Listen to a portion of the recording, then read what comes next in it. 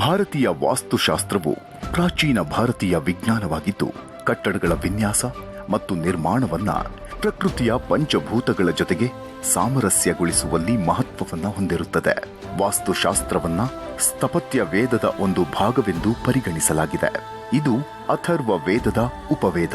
ಸ್ಥಪತ್ಯ ವೇದವು ಸಿದ್ಧಾಂತವಾಗಿದ್ರೆ, ವಾಸ್ತುಶಾಸ್ತ್ರವು ಆ ಜ್ಞಾನದ ಪ್ರಾಯೋಗಿಕ ಅನ್ವಯವಾಗಿದ್ದು ವಾಸ್ತುಶಿಲ್ಪದ ವಿಜ್ಞಾನದ ಮೇಲೆ ಕೇಂದ್ರೀಕರಿಸುತ್ತದೆ.